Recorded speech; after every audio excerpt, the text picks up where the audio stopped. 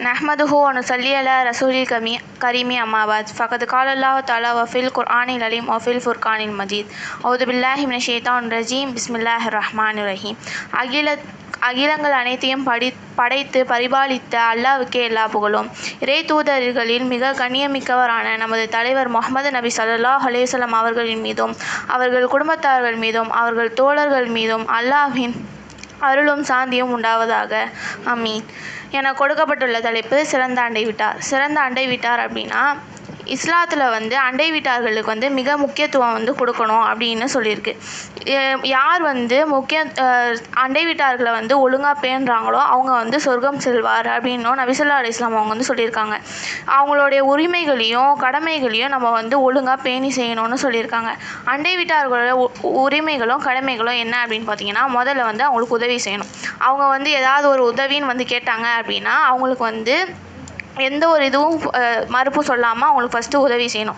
அவங்க கடன் கேட்டால் அவங்களுக்கு எந்த ஒரு மறுப்பும் இல்லாமல் கடன் கொடுக்கணும். அவங்க வறுமையில் இருந்தால் அவங்களுக்கு பொருளாதாரம் மூலியமாகவோ உணவு மூலியமாகவோ அவங்களுக்கு உதவி செய்யணும். ரெண்டாவது பாதுகாப்பு. நம்மளுடைய தொல்லையிலேருந்து அவங்கள பாதுகாக்கணும். யார் அண்டை வீட்டாரை தொல்லை செய்கிறாங்களோ அவங்க சொர்க்கம் செல்ல மாட்டாங்க அப்படின்னு சொல்லிட்டு நபி ஸல்லல்லாஹு அலைஹி வஸல்லம் அவங்க எச்சரிச்சிருக்காங்க. அடுத்து நலம் விசாரிக்கிறது. அவங்க நோய்வாய்ப்பட்டிருந்தாங்க அப்படின்னா அவங்கள போய் முதல்ல நலம் விசாரிக்கணும். அவங்க மரணிச்சிட்டாங்க அப்படின்னா அவங்களோட இறுதி சடங்குகளை கலந்து கொள்ளணும். நாலாவது அவங்களுக்கு மரியாதை கொடுக்கணும். அவங்கள அவமதித்து அவங்கள இப்போ நம்ம வீட்டில் ஏதாவது ஒரு ஃபங்க்ஷன் நடக்குது அப்படின்னா அவங்களையும் முதல்ல கூப்பிடணும் அப்படின்னு சொல்லியிருக்காங்க.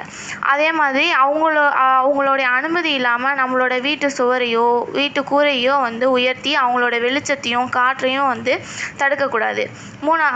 அஞ்சாவது பரிசு பொருட்கள். அதாவது வீட்டில் ஏதாவது ஒன்று சமைச்சாலோ அதை முதல்ல அண்டை வீட்டாருக்கு கொடுத்து பழகுங்க அப்படின்னு நபி ஸல்லல்லாஹு அலைஹி வஸல்லம் சொல்லியிருக்காங்க.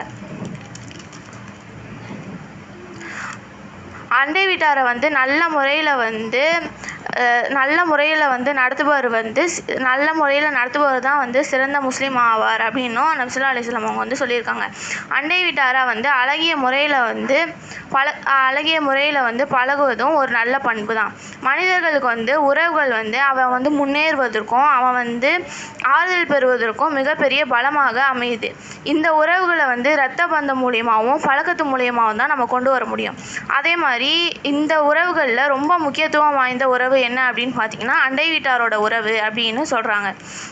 அண்டை வீட்டாரை மிக முக்கியமாக நம்ம கருதணும். இந்த உறவுகளை நமக்கு நல்ல முறையில் அமைக்கணும் அப்படின்னா நம்ம அந்த உறவுகளை முதல்ல நல்ல முறையில் பேணணும். இதை பற்றி திருக்குரான்லேயே சொல்லியிருக்காங்க. அண்டை வீட்டாரை குறித்து நபி ஸல்லல்லாஹு அலைஹி வஸல்லம் அவர்களை அண்டை வீட்டார் எவ்வாறு நடத்தணும் அப்படின்னு சொல்லிட்டு ஒரு 2 சம்பவம் சொல்கிறாங்க. ஒரு சம்பவம் என்னென்னா, நபி ஸல்லல்லாஹு அலைஹி வஸல்லமோட அண்டை வீட்டில் ஒரு யூத பெண்மணி இருக்காங்க. நபி ஸல்லல்லாஹு அலைஹி வஸல்லம் எப்போ வெளியே போனாலும் அவங்க நபி ஸல்லல்லாஹு அலைஹி வஸல்லம் அவங்க மேலே குப்பையை கொட்டுவாங்க.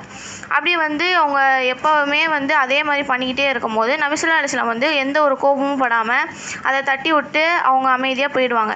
ஒரு நாள் அந்த மாதிரி அவங்க வெளியே போகும்போது அந்த பெண்மணி அவங்க மேலே குப்பையை கொட்டலை. அப்போது நபி ஸல்லல்லாஹு அலைஹி வஸல்லம் அங்கே இருந்த ஒருத்தரை கூப்பிட்டு கேட்குறாங்க, அவங்களுக்கு என்ன ஆச்சு அப்படின்னு கேட்கும்போது அவங்க சொல்கிறாங்க, அவங்க நோய்வாய்ப்பட்டு இருக்காங்க அப்படின்னு சொல்லும்போது நம்மளாக இருந்தால் என்ன பண்ணுவோம்? நம்ம மேலே குப்பையை கொட்டினதுனால நம்ம கோபமே படலைனாலும் நம்ம மேலே குப்பையை கொட்டினாங்கல்ல அவங்களுக்கு வேணும் அப்படின்னு தான் நம்ம நினைப்போம். ஆனால் நபி ஸல்லல்லாஹு அலைஹி வஸல்லம் அந்த மாதிரி நினைக்காம இதை கேள்விப்பட்ட உடனே அவங்கள போய் நலம் விசாரிச்சிருக்காங்க. இதை புரிஞ்சு அவங்களுடைய தவறை ஏற்றுக்கிட்டு அவங்களுமே இஸ்லாத்தை ஏற்றுருக்காங்க. இன்னொரு சம்பவம் என்னென்னா, அண்டை வீட்டார் தொல்லை கொடுத்தாலும் நம்ம அதை எந்த மாதிரி ஹேண்டில் பண்ணோம் அப்படின்ற மாதிரி ஒரு சம்பவம் என்னென்னா, அண்டை வீட்டார் தொல்லை கொடுக்குறாங்க அப்படின்னு ஒரு நபர் நபி ஸல்லல்லாஹு அலைஹி வஸல்லம் அவங்கள்ட்ட சொல்கிறாங்க. அப்போ நபி ஸல்லல்லாஹு அலைஹி வஸல்லம் சொல்கிறாங்க, நீங்கள் எதுவும் பண்ணாதீங்க, பொறுமையாக இருங்க, பொறுத்து போங்க சொல்கிறாங்க.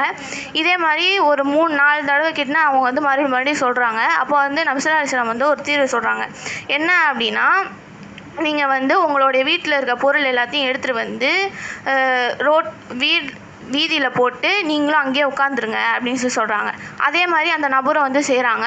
இப்படி செய்யவும் அந்த வழியாக போன மக்கள்லாம் வந்து கேட்குறாங்க, எதுக்கு நீங்கள் வந்து இப்படி வந்து உட்காந்துருக்கீங்க உங்கள் வீட்டில் இருந்த பொருட்கள் எல்லாத்தையும் எடுத்து போட்டு அப்படின்னா, என் அண்டை வீட்டார் வந்து எனக்கு வந்து தொலை தராங்க, அதனால தான் நான் இங்கே வந்து உட்காந்துருக்கேன் அப்படின்னு சொல்லவும் அங்கே இருந்த மக்கள் எல்லாருமே வந்து அவங்கள வந்து சபிக்கிறாங்க, இப்படி பண்ணுறாங்க அப்படின்னு சொல்லிட்டு. இந்த விஷயம் வந்து அந்த அண்டை வீட்டாருக்கு வந்து தெரிய வந்து அவங்க வந்து அவங்களுடைய தவறை வந்து புரிஞ்சுக்கிட்டு அவங்க இனிமேல் நான் அந்த மாதிரி பண்ண மாட்டேன் அப்படின்னு சொல்லிட்டு இவங்கள வந்து மறுபடியும் வந்து நான் இனிமேல் உங்களுக்கு தொல்லைலாம் தரமாட்டேன் அப்படின்னு அவங்க தவறை வந்து புரிஞ்சுக்கிறாங்க. இந்த மாதிரி ஒவ்வொரு இது நடக்கும் போதும் நம்ம வந்து எந்த மாதிரி வந்து அதை வந்து சமாளிக்கணும் அப்படின்றத வந்து நபி ஸல்லல்லாஹு அலைஹி வஸல்லம் வந்து ரொம்ப தெளிவாகவே சொல்லியிருக்காங்க. நபி ஸல்லல்லாஹு அலைஹி வஸல்லம் போல் நாமும் நம்ம அண்டை வீட்டாரை பேணி நடப்பதற்கு அல்லாஹ் அருள் புரிவானாக. ஆமீன். வாஹிரு தவானா அனில் அல்ஹம்துலில்லாஹ்.